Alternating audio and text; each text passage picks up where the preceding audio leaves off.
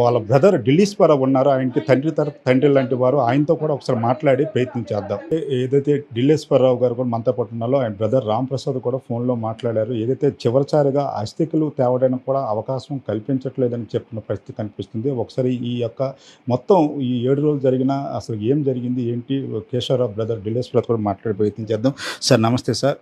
మనం చూసుకోవచ్చు బడుగు బలహీన వర్గాల కోసం 45 సంవత్సరాల క్రితం అడవబాట పెట్టిన మీ తమ్ముడు నంబాల కేశవరావు ఒక దారుణమైన పరిస్థితిలో ఎన్కౌంటర్ అయిన తర్వాత చివరిసారిగా ఆయన యొక్క పార్థివ దేహాన్ని గ్రామస్తులకి వాళ్ళ అభిమానులకి చూపించాలనే ప్రయత్నంలో విఫలమయ్యారనుకోవచ్చు. అసలుకి ఈ ఈ గ్రామస్తులు అభిమానుల కంటే నా కుటుంబ సభ్యులు, తర్వాత మా ముసలైన అమ్మగారిని వీళ్ళని తెచ్చి బాధ్యత పెద్ద కొడుకుగా నాకుంది కదండి.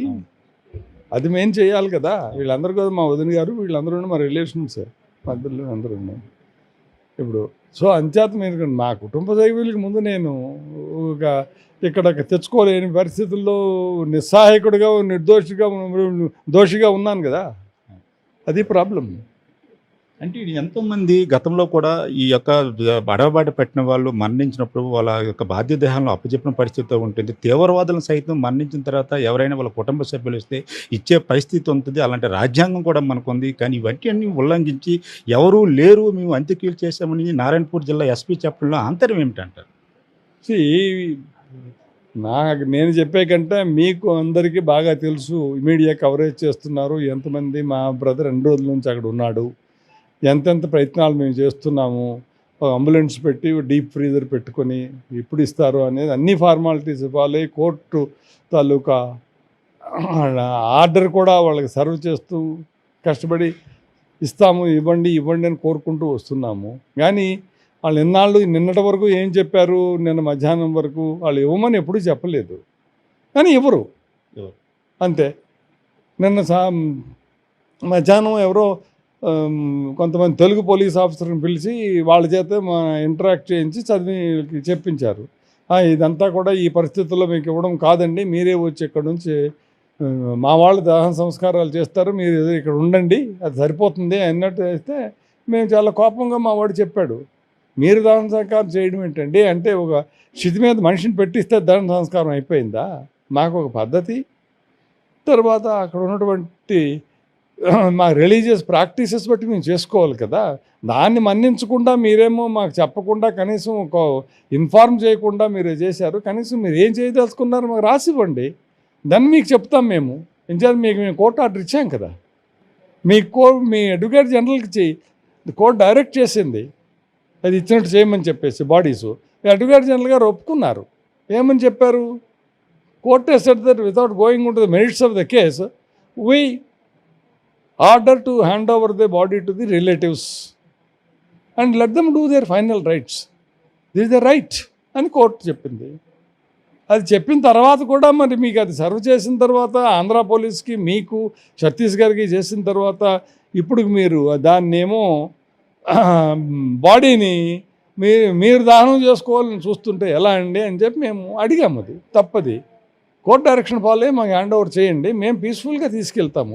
లేదు అంటే మీరేం చేయాలంటే మీరు కండిషన్స్ పెట్టండి. ఏ పరిస్థితుల్లో మేము దాన సంస్కారం మా విలేజ్లో మేము చేసుకోవాలి, అవన్నీ ఫాలో అవుతాము.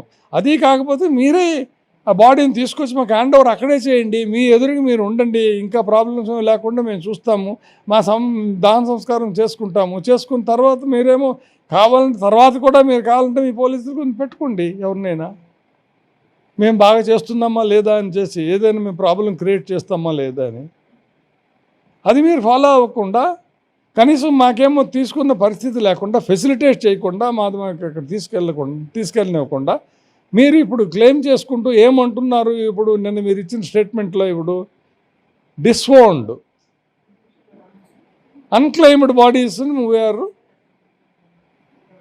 క్రిమేటెడ్ అని పోలీసు, ఛత్తీస్గఢ్ పోలీసు ఇచ్చింది. ఈజ్ ఇట్ ఇది ఫ్యాక్ట్?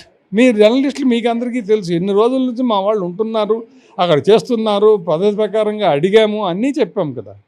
చేసిన తర్వాత కూడా డిస్ఫౌండ్ అండ్ అన్క్లెయిమ్డ్ ఏంటిది? అది ఎంత అబ్జర్వ్డ్గా ఉంది. అదే మీ తాలూకా పోలీసు, లేకపోతే మీ తాలూకా హైయర్ అఫీషియల్ తాలూకా ఎవరికైనా చనిపోతే మీ తాలూకా మీరు చేస్తారా? లేదు కదా. కనీసం మనిషి లేడు. The soul has departed. Where it has reached, nobody knows. Now only his dead body ఉంది. అది కూడా ఏ పరిస్థితుల్లో ఉందో మీకు తెలుసు. అది తెలిసేటప్పుడు కనీసం దానికి హానర్ చేసి చనిపోయిన బాడీకి చేయాలి కదా. ఒక జంతువు చనిపోతేనే మనం బాగా దాన్ని పాతిపెట్టి ఏదో చేసి మనం ఎంతో ఒక బాగా చూస్తాం కదా. ఓ మనిషి ఇంతటి వాటి మేముండగా, మా ఫ్యామిలీ మనిషి ఎదురు ఉండగా మీరేమో దాన సంస్కారాలు చేస్తామంటున్నారు. ఏమిటిది? అన్యాయం కదా. దాన సంస్కారం ఏంటది? మీరేదో అక్కడేదో మీరేం చేశారని నాకు తెలిసి వచ్చింది. అక్కడ వేసి మీ జర్నలిస్టుల వల్ల వీళ్ళు చేసే కర్రలు పేల్చారు, దాని మీద పెట్రోల్ పోసారు, ఇక నిప్పంటించారు. ఇదా దాన సంస్కారం? ఇదా మన హిందూ మతం చెప్తుంది? అంటే మీరేంటి మాకు హిందూ మతంలో ఉండమంటారా, ఇంకో మతంలో జాయిన్ వెళ్ళిపోమంటారా? I have to go to the shift to the other faith because you people are not honoring what provided in the Constitution. What Constitution says? It's a fundamental right under the Article 21, 14 and other. So that's not being honored. Why you talk about everything, all the way that we are the safeguarders of the Constitution, we are the followers of Ambedkar, and all the political big-wigs and other people, they give a lot of things, says that Constitution, everybody says that is. If the Constitution is really, it is being adhered to and implemented.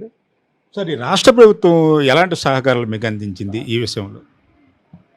రాష్ట్ర ప్రకారం వాళ్ళు సహకారం చేస్తే మాకు ఈ పరిస్థితి ఉండదు కదండి. వాళ్ళకే రిక్వెస్ట్ చేశాము. వాళ్ళే ముందు చెప్పారు మీరు వెళ్ళి తీసుకురండి అని చెప్పేసి పేర్లు అడిగారు. పేర్లు అడిగితే ఇచ్చాము. అది ఇన్ఫార్మ్ చేశాము అక్కడ పోలీసుకి కూడా, ఇక్కడ పోలీసుకి ఇన్ఫార్మ్ చేశాము. ముందు ఫస్ట్ టైం మా తాలూకా వెహికల్ తీసుకెళ్ళాము. వెళ్ళిన తర్వాత వాళ్ళు అక్కడ సీన్ మారిపోయింది. ఇక్కడ పొలిటికల్ లీడర్స్ వీళ్ళు వాళ్ళు ఇంటర్ఫియర్ అయిపోయి అక్కడికి ఏం చేశారు మీరు, పోలీసు వాళ్ళు ఇంటర్ఫియర్ చేసి మళ్ళీ మా వాళ్ళని అక్కడి నుంచి ఎస్కార్ట్ చేసి తీసుకొచ్చేసి ఇక్కడే వాళ్ళని ఇంట్రాగేట్ చేసి భయపెట్టి మీరు మళ్ళీ వెళ్ళారంటే మీకేమో తప్పకుండా మేమేమో అరెస్ట్ చేస్తామని అన్నారు వాళ్ళు. అంత విధిగా బాధ పెట్టవలసింది ఏమొచ్చిందండి ఇందులో? ఆ తర్వాత కోర్టు డైరెక్షన్ అందుచేత తెచ్చుకున్నాము. అది ఎస్పీ కూడా చెప్పాను నేను, మీరు చేసిన పరిస్థితిలో చేయట్లేదు కాబట్టి నేను కోర్టుకు వెళ్తున్నాను. I'm going to file A house motion are habeas corpus petition and accordingly it has been done. Court has given the direction. After court is getting, is it not your duty to honor as a citizen of India? Is it my duty to honor the court, the High Court direction and to get my body back? And see that it is honorably, it is being cremated in my village. That is where my ancestors are being cremated, where my father was cremated, my mother was, rather, all the fathers were cremated, the forefathers.